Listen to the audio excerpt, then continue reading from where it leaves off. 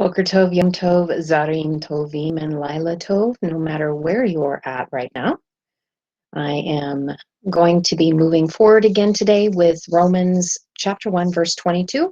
I'm going to wait for just a minute or two because it looks like, well, I had somebody in, but I don't have anybody in the room right now. It looks like I do. Hi, Holy and Spirit. Good to see you again. I'm glad you are here.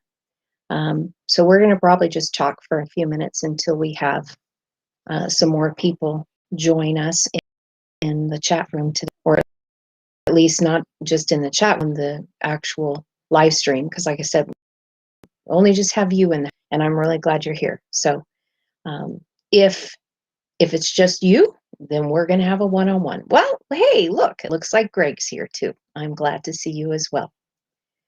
So I hope that I know the last several teachings, I mean, we've gone into depth. Holy and Spirit, you're awesome. Hugs and shalom to you. I appreciate that. Hi, Lynn. We went into quite a lot of depth into those scriptures. And again, I was wanting to make sure that I put forth a foundation that made a lot of sense as far as the things that we're sharing in being very spiritual in nature. That when we talk about issues such as piercing by mother and father, we are not talking about physical things that would happen that would be considered like us promoting pedophilia or something like that. That is not at all what we're doing. What we are sharing is spiritual principles in growing us up in our maturation.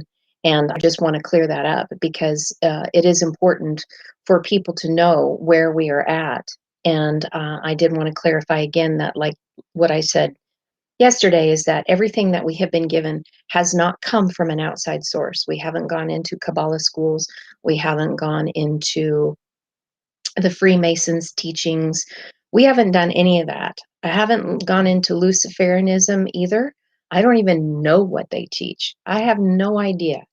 So everything that we are sharing is what the Holy Spirit has brought to us through the languages themselves. What we see through the letters, what we see what the translators did with the sacred languages, how much is 5% comes across in the translation. So that leaves a whole lot of food on the table, on the banqueting table for our daily manna that isn't coming across in the translations. So I just wanted to clarify some of that because that's not things that have been said. It's not us. That's not who we are. You know, all of this has been spirit revealed to us.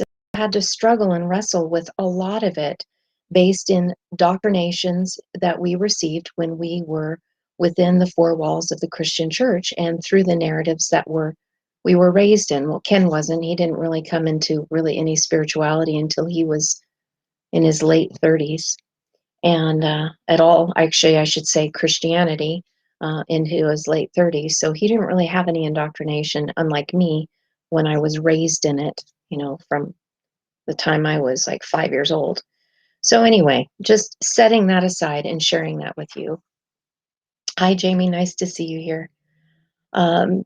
It's these principles and things that we're sharing are things that we are sharing based upon what we have excavated. We are not telling anyone anything. We are not telling anyone to do anything. We are just sharing the revelations that have been given to us in our 5-year study of the sacred languages. So I don't necessarily expect everybody to see the same way because I know that we have lots of different ways that we are viewing things right now, and that is totally fine. If we don't have the same way that we see in the perception, there is no issue with that. I have no problem with that whatsoever because we're all on our spiritual journey and I have certainly not arrived yet. I'm not saying that I am anyone spectacular or even wonderful. I'm just Carrie. I'm just me. I stumble, I trip, I fall, I pick myself up, dust myself off, and I get back up and I continue walking. So most everything that when we excavate, it is a completely humbling process to be able to see these things and really one who has pride is going to be kept from the process of maturation anyway, because the face of pride is actually a cover for fear. And I don't fear anymore. It's just not there. So I don't even necessarily fear when people want to judge the message that we're bringing, because all we're doing is just presenting it. And if somebody doesn't like the message, they don't need to stay on the channel, because we're not looking to convert anyone, and we're not looking to gather people. We just are putting the information out there for you guys to wrestle with and see if it fits and see what's being shared. And like we say in our house, if it doesn't fit, just flush it. We don't have anything attached to it. I don't have anything of my ego that is attached to any of my interpretations. And I expect those who are in the lower maturation of where I was for years would have issues with some of the things that we say. Again, I really comprehend that. So with that, let's lay some foundation pieces. This is going to be a very short verse today, the very short verse. So I won't be going into detail. So for inculcation purposes, mother that teaches us from the spiritual point of 0 to 12 in a maturation process. Now, 0 to 12, if we were looking at this in the natural, that would really be from the time of birth until the age of 12 years old. But when we translate it into the spirit realm, it isn't necessarily 12 years. Somebody can shorten that process really quickly. Some can extend it out. Some never make it past that. And there is nothing wrong with that. It's just where one may be in that place. Now, from 12 and beyond, Father takes us into the deeper maturation. I know that this gets probably really old to you guys in hearing me say this, but I never know who's coming in new. And if I don't give some of these principles, then they're going to be lost.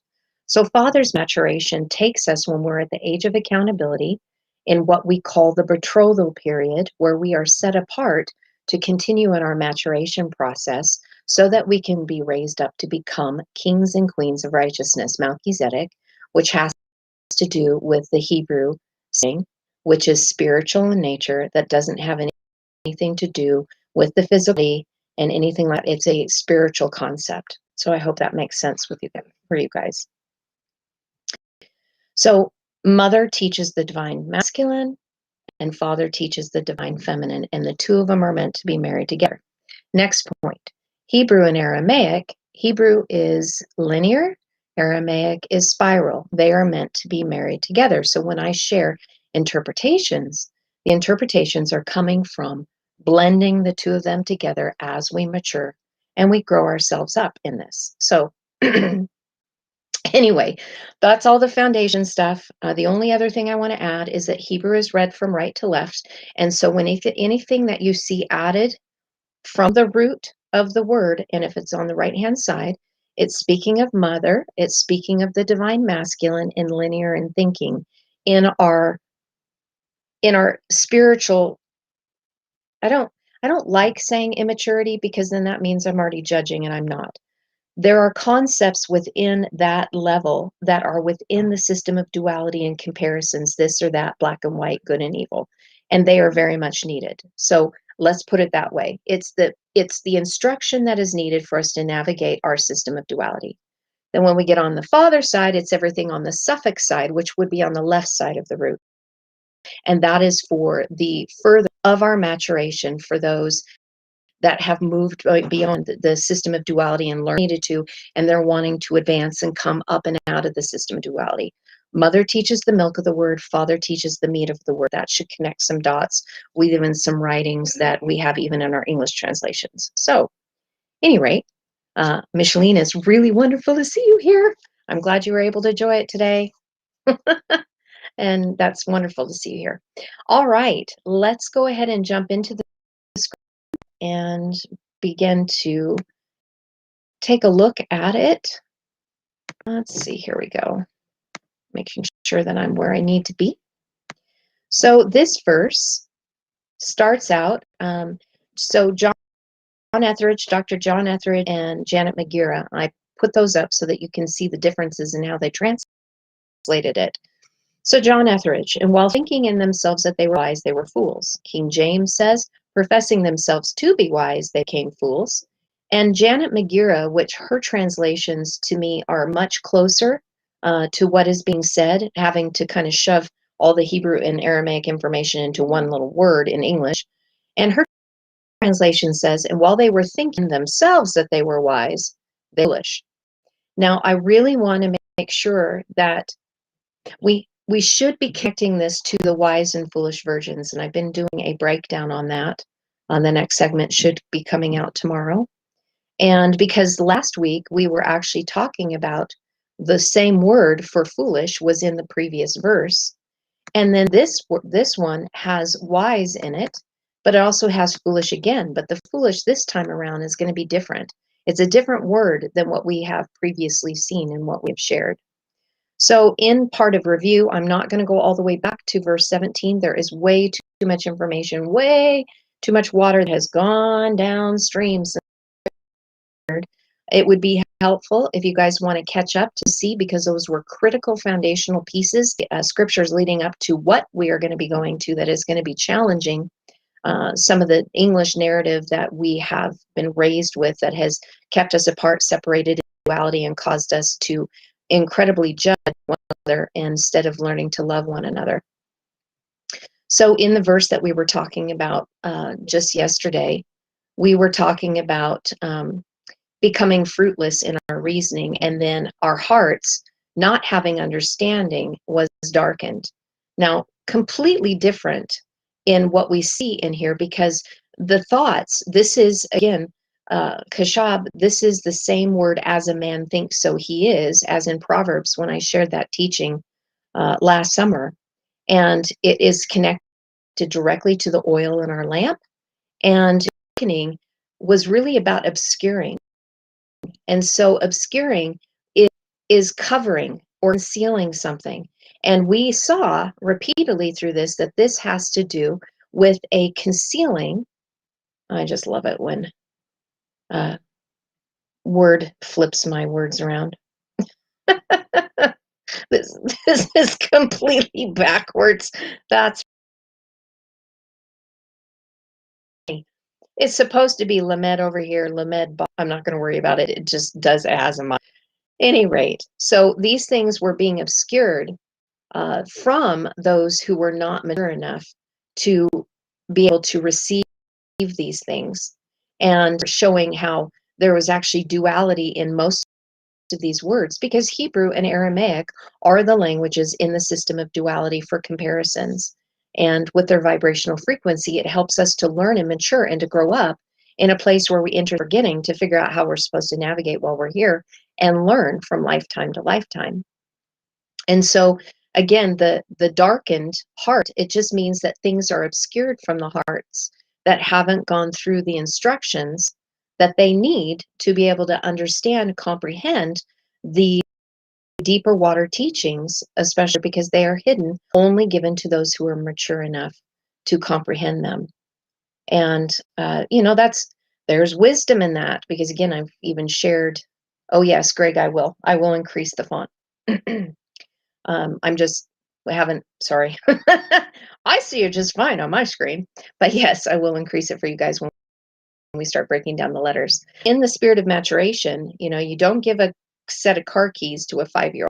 And so there are just things that are being hidden from us intentionally. I remember a long time ago when, long time ago, this is probably 20 plus, 20 years may not seem long ago for some of you, but for me, it seems like a really long time ago. And I remember praying one day and just asking why. Why is all of this like this? How come? I just had this big question, why? And I heard because. And of course, I was not very happy with that response. And I pressed a little bit more, because it was like, okay, I heard because, but it wasn't sufficient enough for me. And I heard in the response, because you're not ready for it yet. Now that was 20 years ago.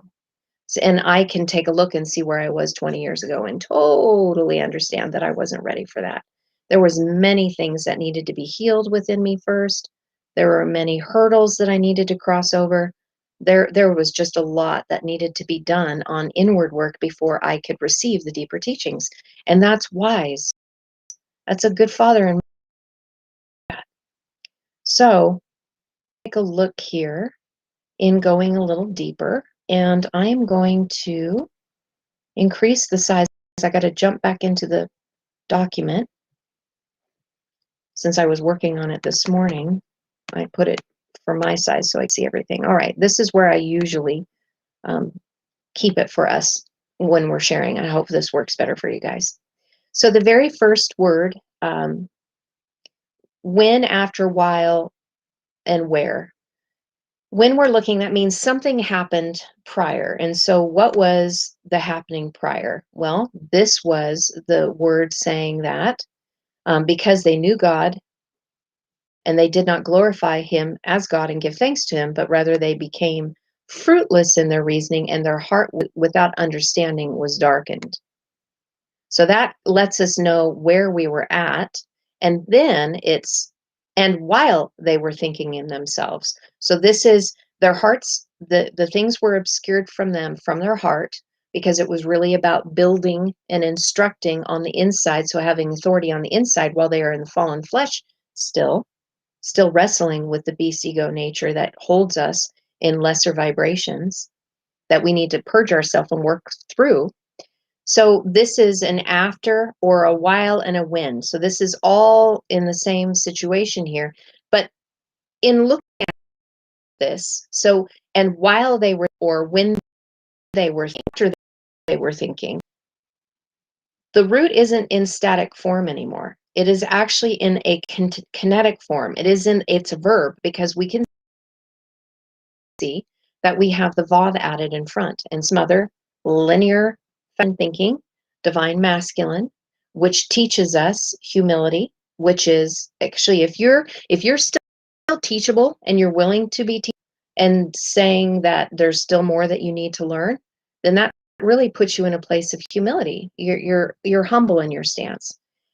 And so in position, Mother is saying you need to remain humble and teachable here.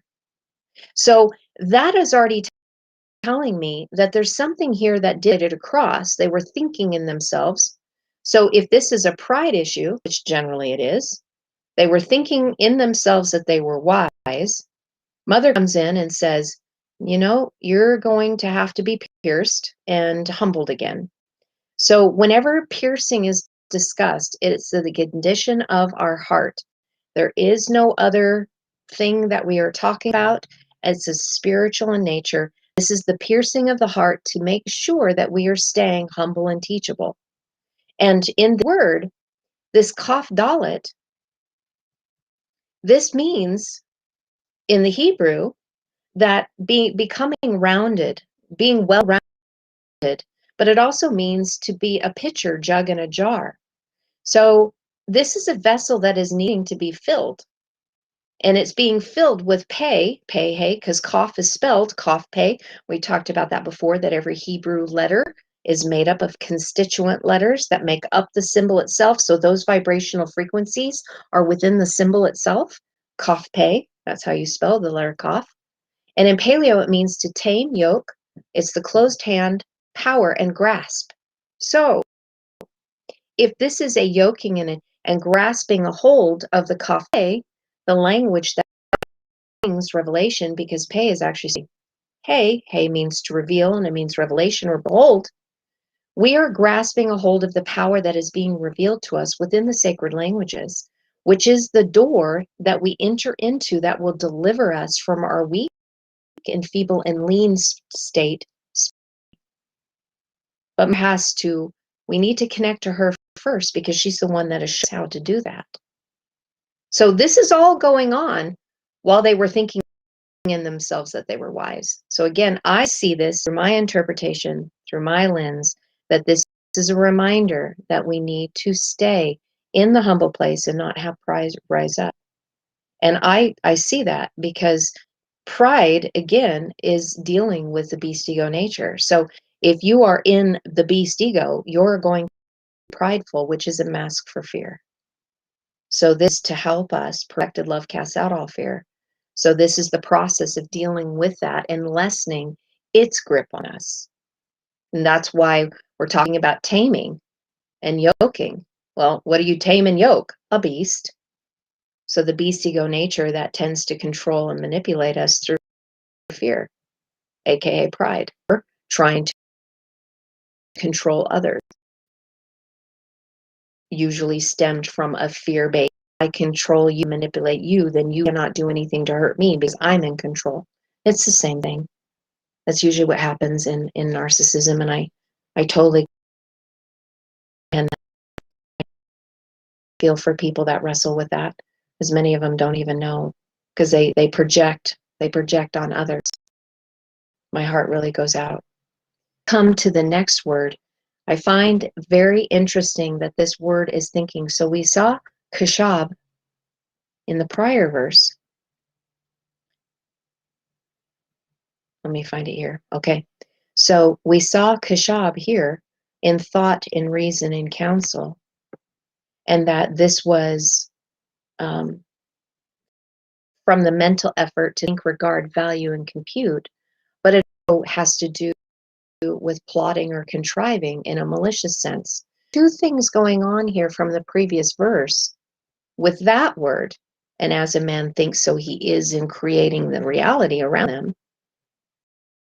But now we're taking it to another word, and it's semek bet resh as the root.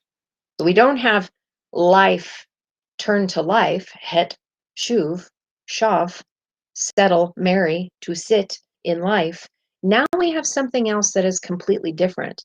And again, the way that this language is, so if this is thinking, connect to think in the other word, or it, you wouldn't see these things. You wouldn't see that they're entirely different words in the Aramaic. You would have no idea. Hence why I want to share these things with you, because there's so much more food that's left on the table that we don't even know and we don't even see through the English interpretation. So this Semek Besh now is think, thought, believe, supposed, considered. So we are also talking about foundational principles through indoctrinations and things that we've believed and that we have. But it also is talking about hearing and announcing and hope, expect, and trust. So again, expect and something that we're hopeful for, something that is being declared and announced, something that we're thinking about or we believed or we're considering. But it also has the bear, forbear, suffer, sustain, feed, and so a lot of times when we have full expectancy of things that are come to pass, we're really enduring it because we're living in it and things haven't quite happened yet, because really all we have is in our now. Whatever is happening in this moment is what we have. Sometimes we project too far out when really it's about creating the reality around us right now. But what we are sustaining and what we are feeding upon, I find it's interesting that it bleeds over to the Aramaic, because Bet Resh, Barar, Bet Resh Resh, in Hebrew, the lesser maturation in the younger years of our spiritual growth and duality, it means that which we feed upon as formidable purposes, that which forms us. And it bled over Aramaic. And it was captured with the word, but it has the Semek on it. So let's now get the Hebrew, because this is the foundational piece of the divine masculine that is linear in nature. So think about building, if you're building your temple, let's talk about the foundation. Usually you have a yurt. Things are built in squares and rectangles when you're building and constructing a house as you're in design. And then as it's being built, when the shell is created, then it's filled on the inside with furniture and drapes and pots and pans and accessories and tables and chairs. And, you fill up the house to then make it functioning that can change all the time, right? So if you're a person that likes to move around furniture a lot or change draperies, you get what I'm saying here. So this linear fashion in the Hebrew sense, what do we have? This root of where this came in the divine masculine through mother in the sense of duality, amount of words in English to convey what these letter symbols have. Now notice something here first. This symbol is a sheen or a seen. When the dot is on the right-hand side, it pertains to mother's consuming fire. And when the dot left-hand side, it's dealing with father's. This is dealing with father's consuming fire. You got to go through mother first. So we know that this is, again, this is a message for the mature, those who are already set apart in the betrothal period, aka known as the bride. So really, we've crossed over from the 0 to 12 in the duality, and we're working on exiting out of duality by preparing ourselves for the wedding day when the oneness principle is manifest, because that's when we finally get unified within ourselves, and then we become unified without. We become Melchizedek, kings and queens of righteousness, waiting for the crown. So when we look at this, the primitive root means to scrutinize by implication of watching, to expect with hope and patience. So this is a matured look versus if it was a sheen, if it was mother's hair. This is expecting with hope and think of the fruit of the spirit here. It also means to look out, expect, and examine, and to hope, to break into pieces. And then we have all of this other concept that we're looking at. And because it's the seen, it makes complete sense.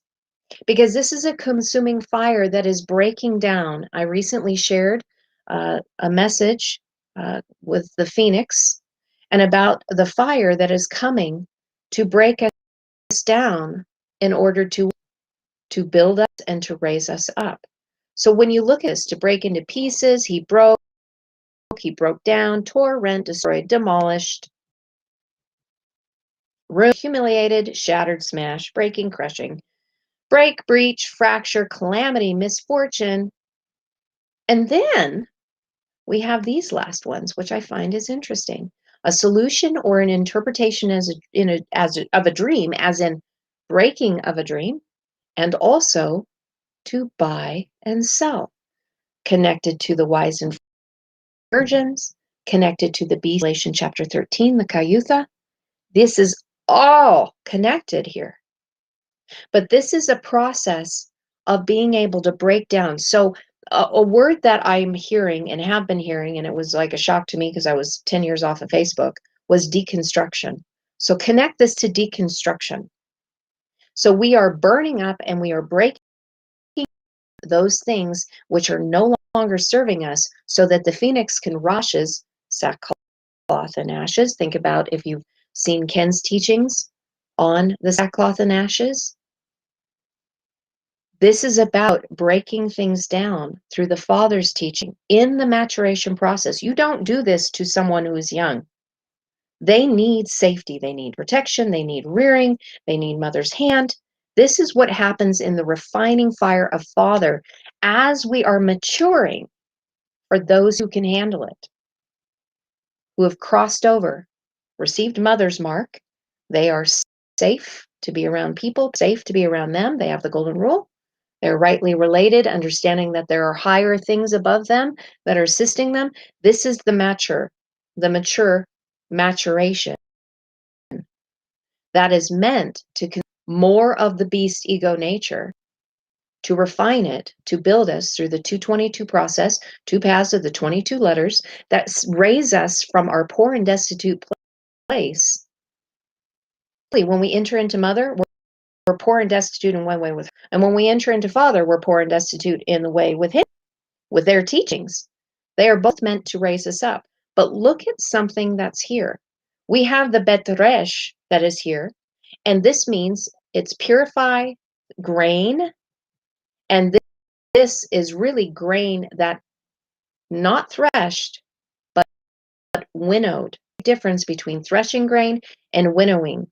Winnowing is when you toss it up in the air. Think of the ruach, the spirit, and the chaff gets separated, where being threshed, it's beaten to get the seed out of it.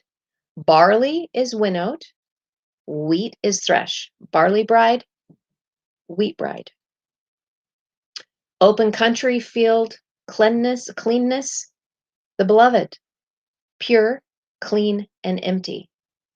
So when we take a look at this vessel right here, this is an empty vessel. This is what is so amazing here, because this vessel doesn't have a dagesh in it. So this means that this vessel already emptied itself out. Or the process is telling us that Mother helps us to empty ourselves out as we go through the door to reveal these things within us to deliver us from our weakness. And when we come through Father's to build us up, it is meant to completely empty us out, making us pure as the beloved, cleanness, as we have been winnowed through the Ruach HaKodesh, the Holy Spirit. It also means the heir apparent to the. So when we get from the masculine, divine masculine, and we pop on over to the divine feminine, Father's teaching, letter changes. This is one of those profound shifts that happen from Hebrew to Aramaic. Typically, because I've spent time in both the Hebrew and the Aramaic through the Tanakh, the Old Testament, and the Brit Chadashah, the New Testament, the letter sheen, seen, with the dagesh on the left-hand side, when it pops over to the divine feminine, it then becomes a samech. And the samech is surrounded, propped up, supported, and shielded by thorns. A shield of thorns that surround and protect. So when you go through the process of the consuming fire and you've dealt with the beast ego, you are then at this place where you're surrounded and protected in this place of beauty, because this is also symbolic of the wedding ring and, by having authority given, the signet ring. But we have to go through this process. And again, this would not be given to a 5-year-old or an 8-year-old, 12-year-old. This is that have been raised up. They built, and they're being raised up to no longer be poor and destitute, so that the Father can give them power while they are in their flesh. Because there is something that is being announced and declared to them in this process through the power given, this vision that is given by Father. The power means in direction of things that they need to still do while they're in flesh suit. And there's a hope and expectancy, and they're trusting that they're not going to be kept waiting and left within the fallen flesh. Because this is what is holding us back in a lot of ways, in keeping us separate from entering into oneness unity in its totality. We can grasp a hold of it. We can grasp the concept, have it within our heart, but until we shed the flesh suit, we are still in that place of being separate. So we have to change our mind and our heart first, so that it can begin manifesting and the light can continue to be compressed on the inside. And that's what the power of the Father's teaching does. And we're having to bear the burden of it. And we still feed ourselves through the vision that the Father has, because he's giving us the power, means, and direction to be able to sustain ourselves and endure. But there still could be some suffering involved. And, we come there yet. We have a lot of people that are still bringing injury and harm, and we saw that before, as evil. And it's really those who are immature, those who are still infants, childlike, not in the good sense, that are bringing harm. We still have to deal with that while we're here, because not everybody's in place of the golden rule. What are you guys doing? Do you guys have any questions? I'm going to pop out and see. Claire, it's nice to see you here. Thank you. I'm glad you're here. Question. A fire is coming regarding the phoenix. The refining fire has already been here. This is what happens to us while we live in this duality. So the refining fire is dealing with our beast ego nature. So when we get into the place where we have pride or arrogance, or we're angered or bitter, if we don't allow those to transmute, like there's nothing wrong with having the emotions, but being stuck in them, we need to transmute them, which means we need to allow them to pass through us. So when we experience something that causes us to be angry, it's okay to have that emotion. We're not supposed to be emotionless, because emotions come from our heart, and this is where we create, but it's also where we transmute. So do we want to have the anger and the bitter and the hatred and the malice and all of those things, all of the controlling and manipulating, which uses force instead of power? What happens when we're in that lesser vibration, the consuming fire will consume you through your anger, and this will diminish your light. When we allow the consuming fire to deal with those lower flesh things and we transmute them, then we get into, we're not in force, we're now in power.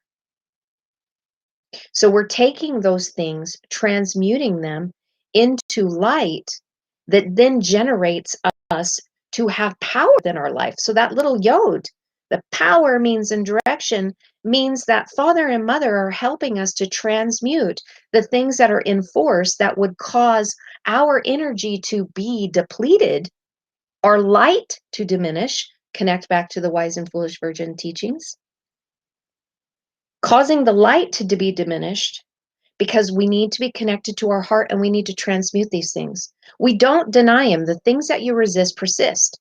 So if you're angry at something, deal with it, transmute it, let it flow through you, release, forgive yourself, forgive the other person, because really it's not about them and it's about us. And it doesn't mean that if you forgive them, that if they really hurt you, it doesn't mean that you just say, hey, come back on into my life. There's a such thing as called boundaries.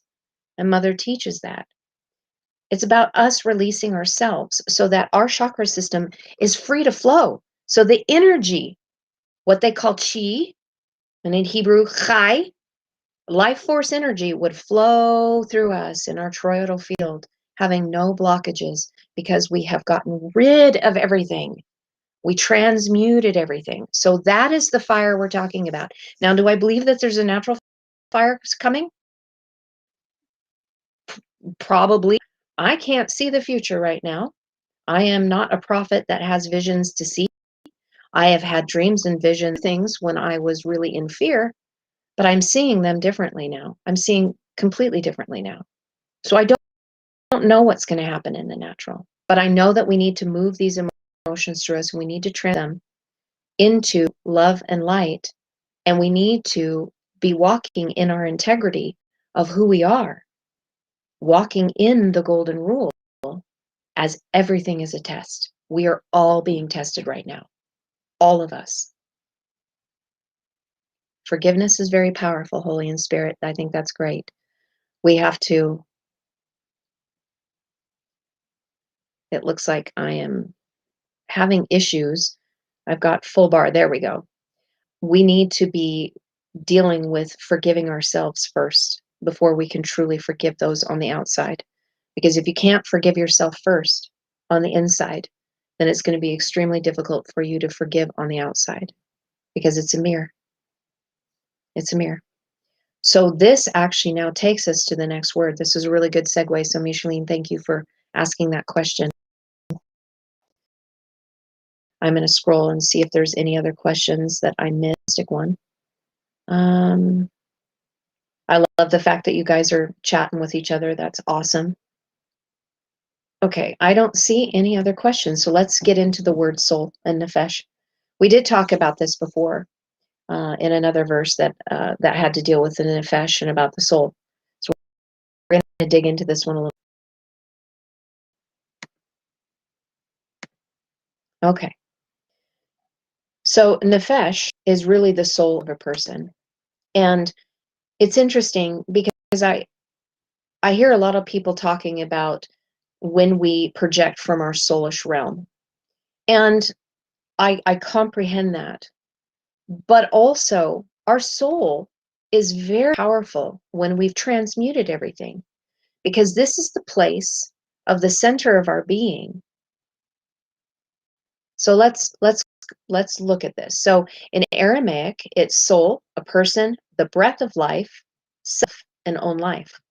So this can be a place of the ego that is no longer the beast. This is where we have it rightly aligned, because we are still in our flesh suit. We're still breathing. We're still in this flesh suit. But there is a principle that's going on here that we need to consider based on how this is going to wind up, how this verse ends. This is supposed to have an aleph on the end of it. The aleph is removed. So aleph being one, the thousandfold anointing, we shared in detail last teaching about what the aleph contained into it. And on the suffix side is the Mashiach, the Christ anointing that then gets activated. It is missing. But what we do have, is we have the, and this is a pierced bet. This is actually a bet that's been spiritually pierced, has been filled. It's been filled because it gathered and assembled what it needed to through the instructions, went through the consuming fire. So think about this. This is a house that is full of fire. That is deeply profound because they chose to build their temple, but they did it through Mother's side. So again, the very first word, Mother saying, stay humble, connect to me. And then this word we are taking now, saying, we're building ourselves through. That was added. And by building ourselves and being pierced and connected to Mother and being filled with her fire, then through the soul, we can then receive the Father's revelation, his teaching, connecting to Father in meekness while we're in the flesh. Again, the flesh, this is why it's self or own life, because the flesh is what separates us. So this is talking about staying humble in the concept, because we still have flesh. We still have this.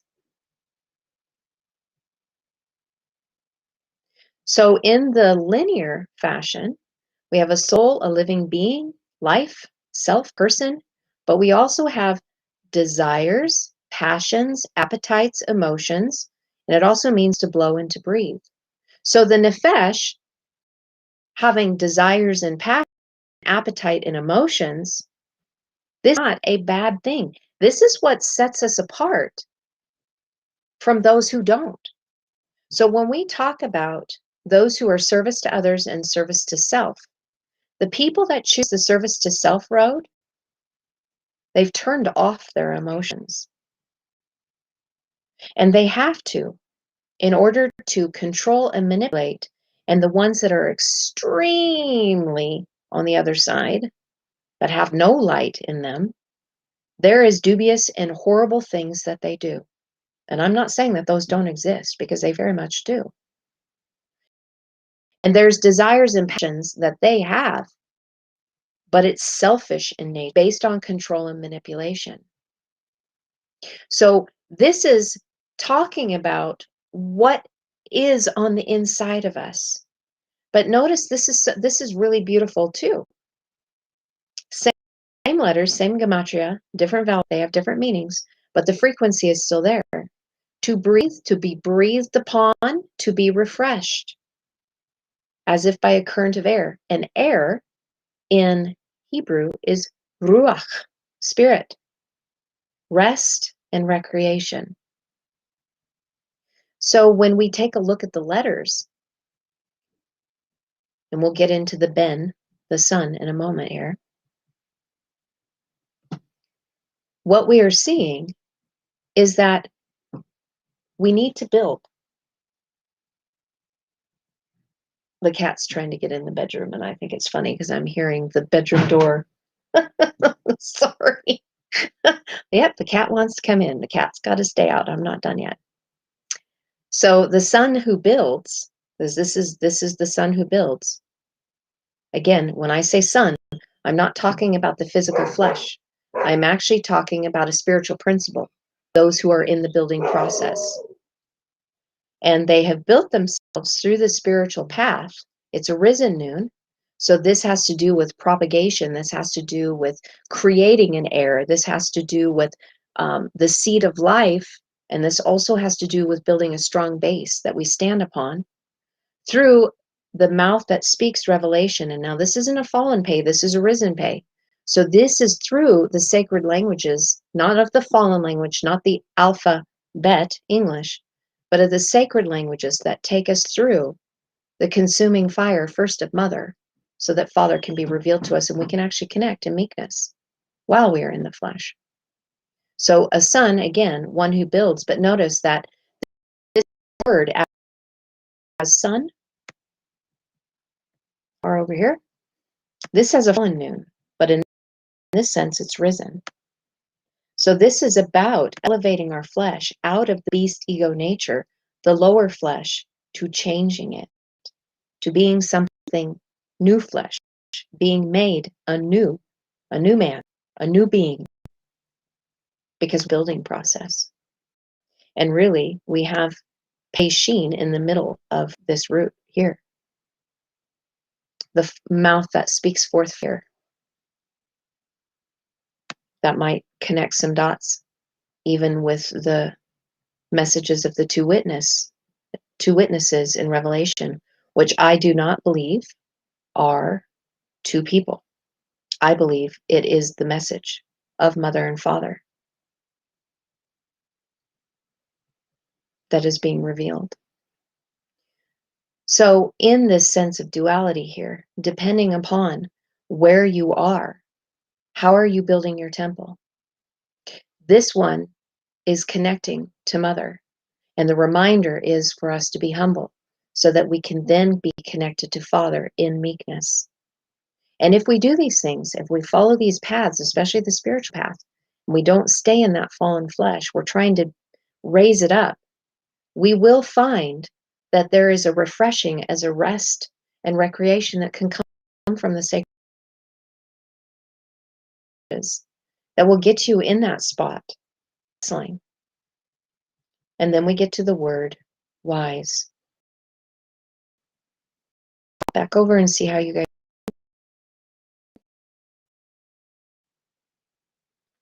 It's ruach. That's to pronounce it in Hebrew. I'm just scanning. Looks like we're still doing pretty good. Okay, we are doing great. So now we're going to get into the wise portion of this.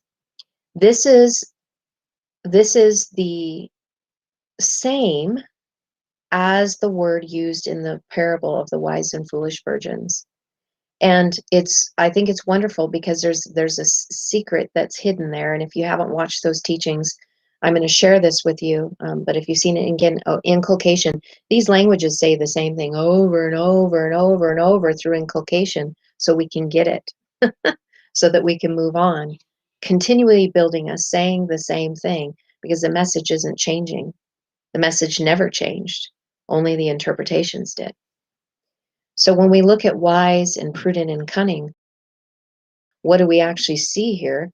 We are seeing that the wise actually took of the right hand. This is Yamin. This is the right hand.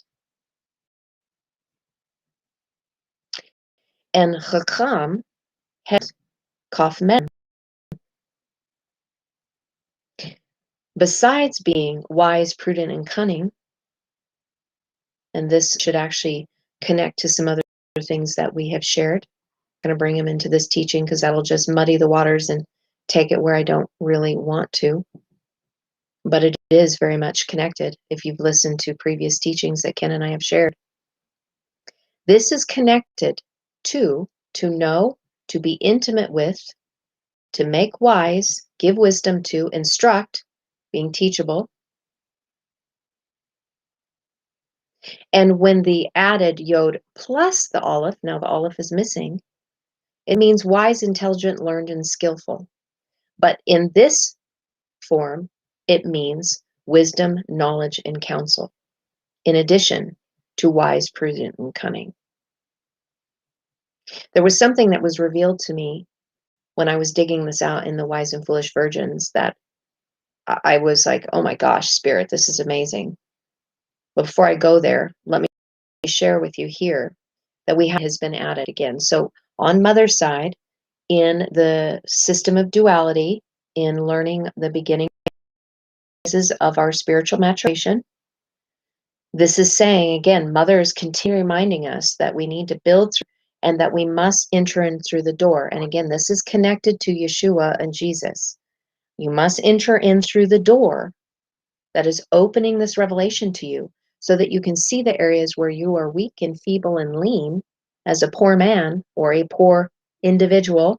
Again, mankind as talking about all of us, so that we can be delivered from it, so that we can find life. That's what it is.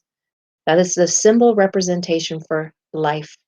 The root is Ha, which is what you would know as Eve. Finding Eve. Chava, the mother of all living.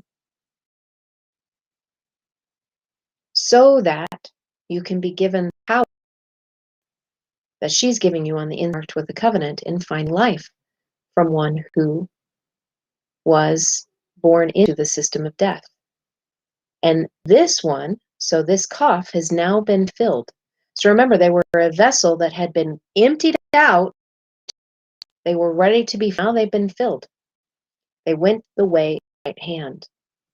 And we can see the covenant of the pieces in here because we have two yods that have been separated by a mem.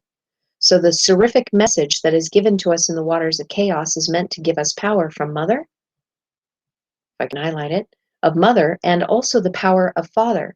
The power, means, and directions that they both give us to help us navigate the waters of chaos while we're down here in our forgetting, which then gives us the power to deal with our flesh nature. We're still in our flesh suit.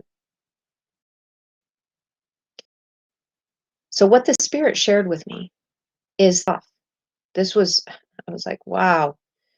Many times you will see Hebrew words, and this happens a lot in Hebrew, where there'll be a noon that is part of root. Again, so root, the center of your being, who you are, in the place where source, all Father, creator, energy dwells, in the place where we have that within us, and we need to connect to it. Many times when the noon is removed, it means that it's a highly spiritual issue, not pertaining to the flesh at all. Because noon vav noon is letting us know that there's a spiritual side of our walk, and then there's the material side. And they are both, they're connected to one another. It means you're going to wrestle, because the spirit and the flesh don't always agree. And there's decisions that need to be made. If you're going to be walking in the material realm and choosing that path, or if you're choosing the spiritual one. So when the noon is removed, that struggle isn't there. This is basically saying this is a highly spiritual issue here, and you need to pay attention to it. So what I'm looking at right here, this is the word chanak, pronounced it incorrectly. And this is the primitive root that means narrow, figuratively, to initiate or to discipline. And I have shared this before, that this is connected to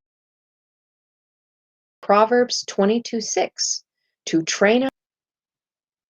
There's the word right there.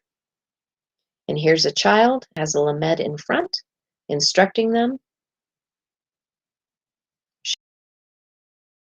spiritual paths, so they can be routed, so they can have the eyes to see how to raise themselves up in the process of ascension through the sacred languages that bring forth the power from the Father, which is the way that they should go, so they can connect and now have power under control with the Father, so they have their cup filled.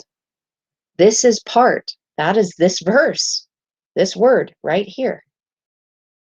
So by noon, we now have it right here. So being raised up in the way that we should go, by starting and taking the right-hand path, which is the way of light, mother. And then dark is the obscured and hidden that is not given, that was obscured from the hearts that haven't been prepared.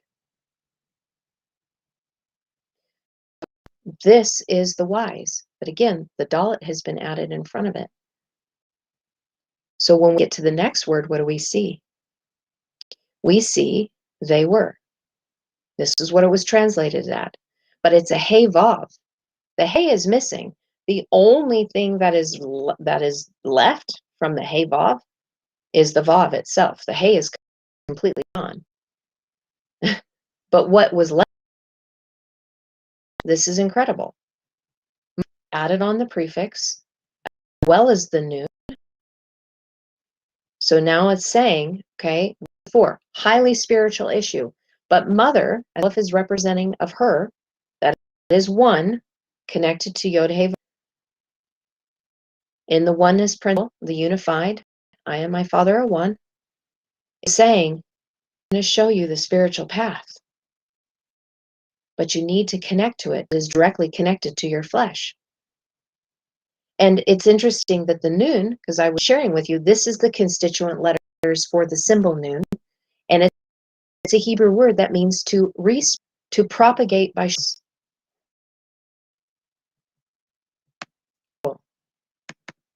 perpetuity. It's a big word. If we want to be perpetual, if we want to keep moving forward, because this is connecting to everlasting life, being able to continue in life, then there's something that these letters are telling us. There is one, and she is going to show you the spiritual path that you need to connect to while you're in your flesh. And it's the same, it's from the Hebrew word in the linear fashion, which is hava, not chava, but hava, spirit breath. So the relation that you need to connect to that leads to oneness. So again, this is very linear in fashion. And then we pop on over to the divine feminine side through Aramaic. It's definitely telling us more here. And again, if we're re-sprouting and putting out forth shoots, this is things that we are doing to be able to assist other people by finding it first within ourselves, but then being able to share it with others who want to take the spiritual path, have questions. Because if they don't have questions and you're telling them, then that's really service to self.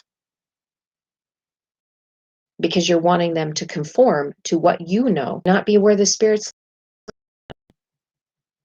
But if we can the answer and we can find the resolve and we can transmute all those lower energies and we have already integrity because we've been tested, then we are an example to be seen as a representation of the teachings of Mother and Father raising us up. So now we get to the word foolish. And before I do that, I'm going to just check and see if you guys have any questions.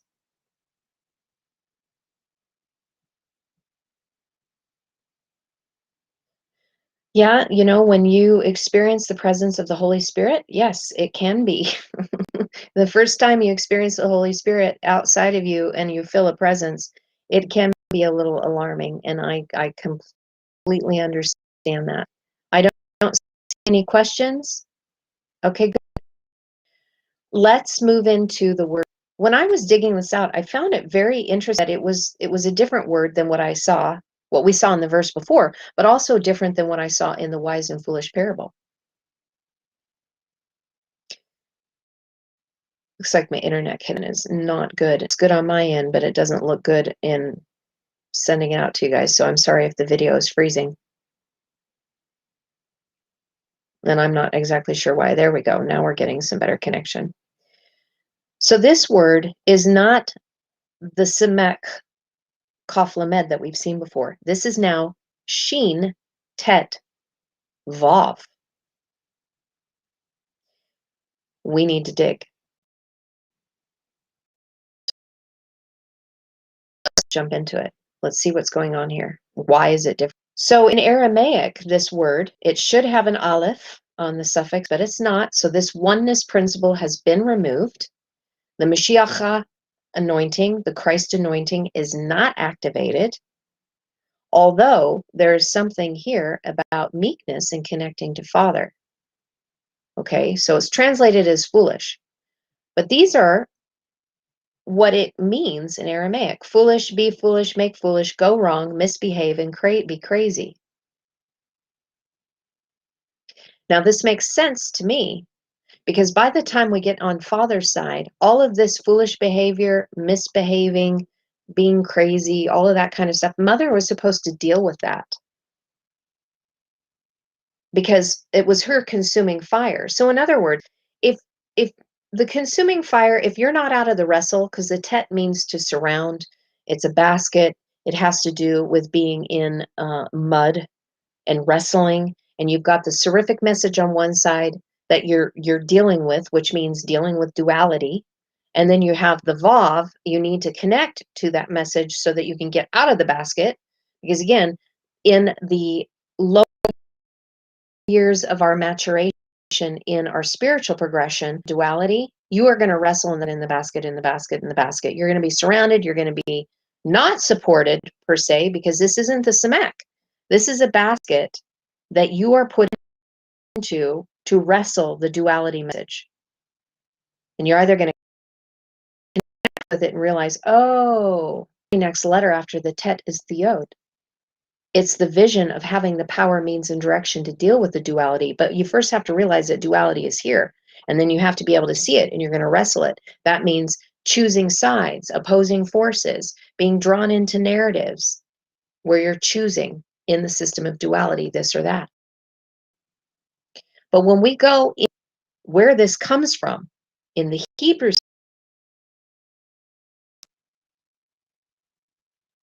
we have the Shin, Aleph, Tet.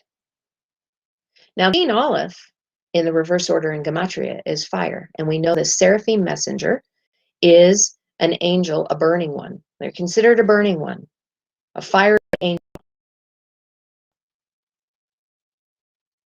But the way this morphed is the Aleph went missing. The oneness unity is not on the inside because you're still wrestling with duality. So definition of this is one contemning. And contemn, I just did the etymology of it. It means to treat or regard with contempt. And contempt is open in disregard or disobedience. So again, in the 14th century, a general sense of act of despising, scorn for what is mean, vile, or worthless. So even when we connected earlier, going empty, void, vain, empty, void, fruitless, and unprofitable, producing no results, becoming fruitless, we now have things that are worthless, what is mean, vile, or worthless.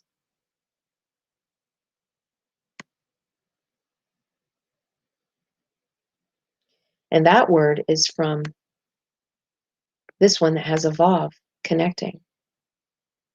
Detrude means to thrust or force down, to swerve or fall away.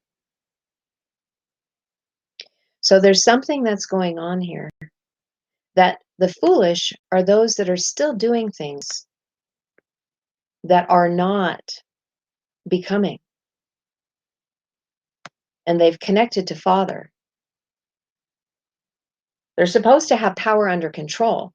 They say that they've connected to Father, but yet they're still misbehaving. They're still doing things that are worthless, or what is mean, or vile, or they have total disobedience.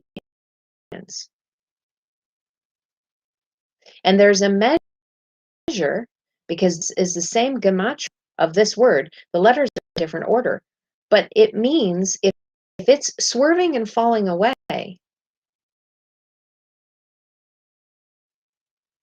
coming from down or forced down or away. This would be the Father's doing, because Mother's consuming flesh, but there's something that's still going on that isn't becoming. And so they are being forced down, thrust down, and it could cause them to swerve and fall away. But that's because I always see the resolve. I never, ever, ever going to look at scripture.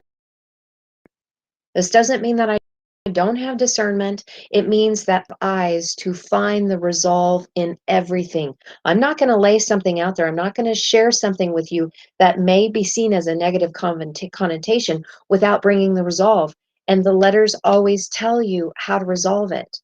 So the resolve to this issue is to let Mother's consume fire give you the power to deal with your fallen flesh. You are going to have to wrestle it. You're going to continue to wrestle it in the duality message until you can rise up out of it into the place of maturation, being the betrothed as the bride, getting past the lower realms of our spirituality to rise above it. And until you rise above it, if you're still doing the foolish things or going wrong in far as hurting people, doing things that are mean and vile, things that are completely worthless and are vain, you're going to keep wrestling. And you're going to be thrust down and you're going to be kept away from the Father's message because you're meant to connect to it. And it's meant to pierce you so that you can come out on the other side having power under control, operating in meekness. And there's going to be pressure and there's going to be a push, squeeze on you until you stop wrestling, until you stop acting foolish and misbehaving.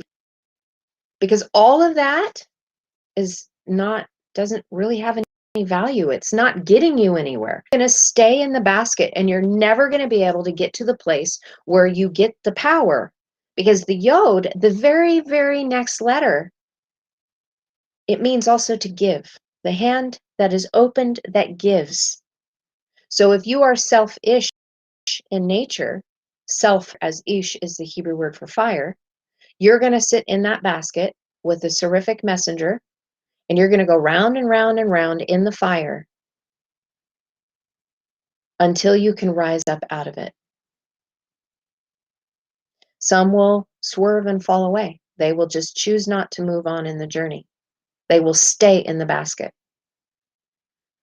But additional resolve in allowing Mother's consent was on the suffix side before getting to the prefix, or the prefix before getting to the suffix, is now the very last letter or the last word, the two. You need instruction.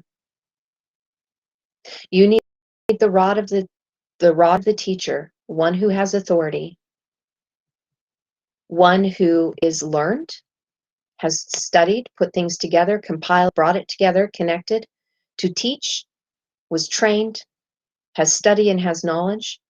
And the word also, I didn't transfer it down here. That letter, that actual letter itself means to incite, to goad, to prick, to urge.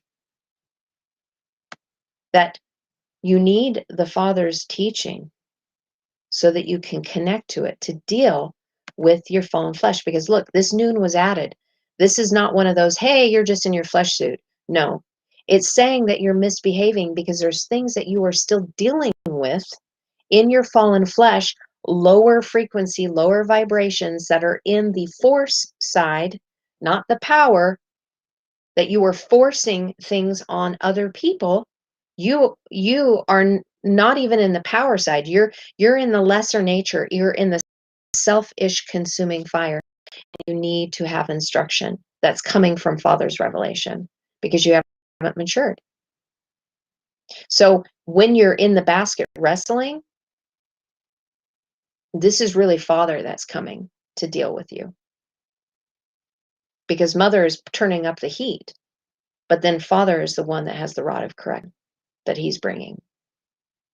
And it's all meant for us to rise up, to begin to have the authority that we need through the revelation so that we can actually connect and be raised up and compressing light instead of dark, and then finding the narrow path between the two, bringing them into 0 point. We must first deal with our fallen flesh. This is what makes them foolish. This is what makes them foolish, because they're still in the future. I hope that helps. So instruction is really important. Now, do I say that everybody needs the sacred languages? No, you don't. Because the Spirit can reveal all of this to you if you're pressing in and allowing the Spirit to teach you. You don't need the sacred languages. I'm not telling anyone they need to study it. I just know that it's the roadmap that the Father gave us to share from. So for those of you who have already received these messages through Spirit, it's just laying the foundation underneath it so that you are not shook, so that you know that that which you've received from the Spirit, you can trust because the Word is backing it up. Spirit needs to come first with the revelation. Then the Word comes and backs it up to give it the foundation for the Spirit to stand upon, linear and spiral, building the whirling vortex on the inside of you that affects your toroidal field, allows the energy to flow. So your chi, your chai, your life force energy is moving through you by these principles, marrying the masculine and the feminine divine natures together so that we are no longer divided, bringing the Hebrew and the Aramaic, bringing us into the maturation so that we walk in Melchizedek, the kings and queens of righteousness that have been given power, those who give. So I'm not going to go on any longer unless you guys have more questions for me. This is a great time to ask questions if you have any. And if you don't, that's okay. Sometimes it's, you're contemplating things. And so I remember when I would hear teachings from a long time ago, when I was in my earlier years, I would hear teachings and then I literally couldn't talk. I would have to just sit there. I wouldn't even have questions that could be formed because I was just pondering, and that's okay. So if you guys have some questions, really, I love I love questions. So if you have them, I haven't had questions like I used to on my channel from months ago, and I kind of miss answering them. But hopefully, in the way that we set up what we're sharing, it is helpful to be able to continue on those things through inculcation, so that questions are being answered as we are sharing. So we will be moving on. I'm going to let you know I'm not going to be having as many live streams. I was trying to do them as quick as I could because we got a long march. We still have 10 or 9 more verses because I want to take us all the way to the end of Romans chapter 1 because some of the really hard verses are coming up. Let me see. Holy and Spirit is saying that you did ask. Okay, I think I see it now. If the Holy Spirit visited and I asked nicely to leave, can I connect again? Or is it a one-time chat? No, no. Things don't work that way here as far as, and I appreciate the question. This is a good question. This is a very good question. Sometimes when these things happen to us supernaturally, it freaks us out and we don't know what to do with it. And that's because our ego, it operates in fear. And so anything that is new to it, anything that it's not used to, it is more than likely going to freak out and go, whoa, okay, I don't know if I want this. Okay, stop, right? Because it's fearful, because it's something that's new. And so it's not a one-time chance. I mean, really, there would be no grace or mercy. And I wouldn't want to be part of a world or part of the maturation process if I only had a one-time shot. That's not love. That's not unconditional love.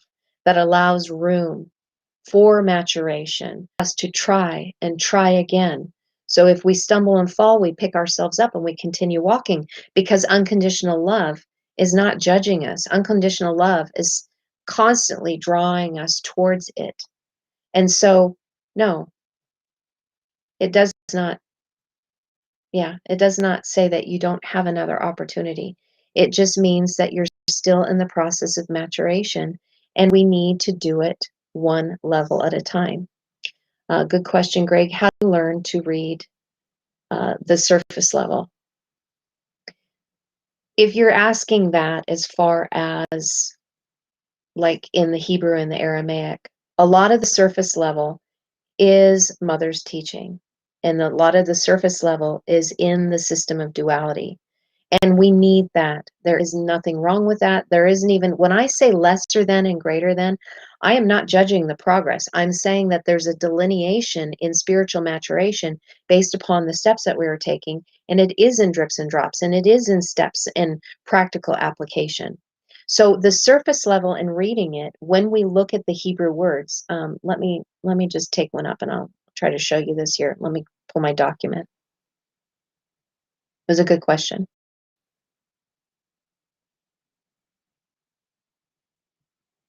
So take a look at this word, and I'm gonna reference it. Mother's teaching, Mother would teaching all the movements of the letters. Mother wouldn't say, "Hey, there's an aleph removed, and there's a reason for it." Mother would say, "This word right here means foolish." So here's foolish. What is foolish? Okay, well we've got consume, in the basket, and piercing. So foolish, those who stay in the basket, because basket and it means wrestle, and it means mud. So those who are being basket are being pierced, meaning you haven't moved, that is foolish if you're choosing to stay there. So that would be surface. So there wouldn't be anything there of connecting it to, oh, the gematria to detrude or swerve or fall away, or, oh, the aleph is missing. And so part of the reason why we have that issue is because we're not connected into oneness. It would be very, very surface oriented letters in the system of duality. So in other words, system of duality is like stay in the basket or get out of the basket. You can be in the basket or out of the basket, choose. Because that's all Mother's doing is she's presenting opportunity for you to choose this or that one way or the other by allowing the child to mature on its own.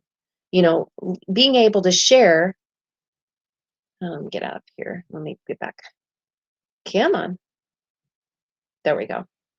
So being able to share this or that in maturation as she's trying to teach the golden rule.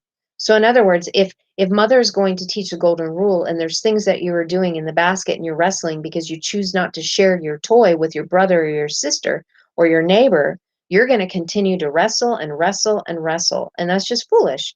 You know, just let's grow up and let's move beyond it. Because the correcting rod in that, the Vav, you know, Vav, peg, connect, is telling you that you're connecting to this wrestle and we need to move on. Hopefully that makes sense. So everything is based in the letters themselves, in the surface of the word, taking in definition.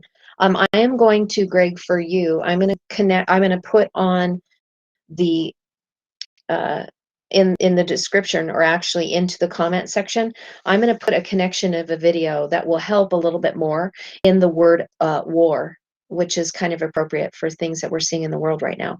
The way Mother would describe war, milchama, versus how Father would see it. And that might help as well. So I will put that down in the comment section as soon as I close out of here so you can look into that. And hopefully that will help you. I don't see, let me see if there's any more questions. I'm scrolling through and I don't see any more. If you guys find that you have any, put them down in the comment section after this video.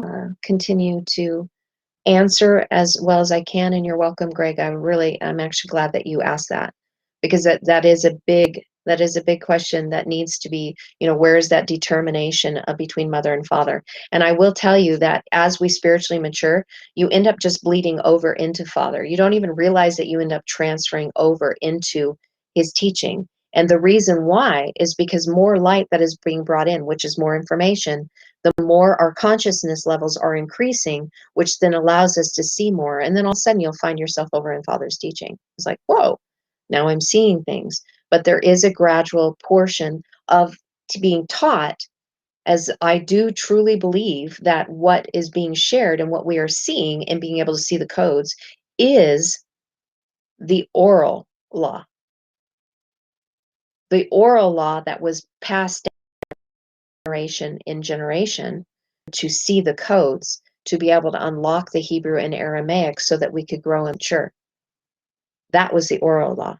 They wouldn't write that down. It's just you teach it through the language. Mother teaches this, father teaches this, is how we mature and grow up and become sovereigns. But because it wasn't written down, because this was passed on from generation and generation, then when the priesthood came in during the Maccabean revolt and kicked out the Zadokites that took all the sacred scrolls and knew how to read the codes, and they established a Qumran community in the Essenes, then you had people that took the writings and didn't have the codes, and so they made up their own worship system, and then they ended up coming up with the Talmud. So you can see how important it is to have the codes, because otherwise you end up creating something that is very linear in fashion, and you lose all of the depth to it because you never are able to rise above and get into the hidden, that which has been obscured from the hearts that haven't dealt with their beast ego nature. And a nation, and any nation that rises up and says, we are God's chosen people, that means that they are operating in pride. That also means that these codes would be kept hidden from them and obscured from them, because they need to be in the place where we're all understanding that we're connected to one another. And when we operate in humility, that means we're teachable. And if they're not teachable and they're operating in pride and operating in force, they don't have power. They may look like they have power, and they're projecting it because really it's a covering for their fear. So hopefully that will make sense as well. Didn't want to get too political in there, but that truly is, if you don't understand the history of how Qumran came about, why we had the priesthood of light and the priesthood of darkness, the Sadducees and the Pharisees, if you've ever wanted to know why there were two different priesthoods, and even what was written briefly in the New Testament about the Sadducees is totally incorrect. The Sadducees were the priesthood of light in Qumran that were warring against the priesthood of darkness, the Pharisees, that had the Talmud, that didn't have the codes, but Qumran did. So I went on a side note tangent. We've been already going for about an hour and 22, and I wanted to keep this one a little shorter. So we're all in our deconstruction phase.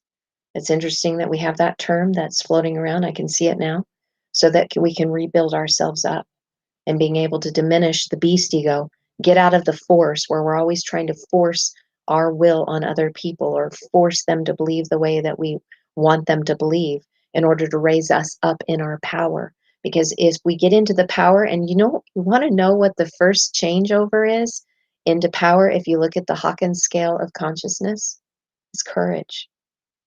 That is the first step out of the force, and I'm not talking about let the force be with you, that kind of thing. I'm talking about forcing your way or forcing your emotions or controlling and manipulating or having things that are forcing themselves upon you, even with your anger, hatred, bitterness, shame, guilt, all of those things. The very first step out of that to taking your power back, getting the life flow, the chi, the chai, the living life force, is courage. So for those of you who are courageously choosing to enter into these sacred languages, to see what was written, to see and how it challenges the English narrative, we're grasping a hold of the power of Mother Father that is raising us up out of our poor and destitute state so we can be first fruit leaders, to be able to help and assist, because we're walking not only in humility, but in meekness, in power, under control, because we tamed and yoked our beast ego nature so that we can help assist others by healing and transmuting, translating, getting all of that out that has been holding us back so that we can assist others in our overflow, not in our diminished state, but in the overflow of spirit, because out of the heart will speak living waters that will help bring healing to the land and to the people. So thank you for joining today. Thank you for being a part of this. And I will try again as soon as I can to do another live stream, but I'm entering into a very busy time with my husband, and I may not have as much time to do live streams. I'm going to do what I can when I can so we can get through the end of Romans. So we will do what we can, and I look forward to seeing you guys again. And thank you again for being here and bringing your love and light to all of us.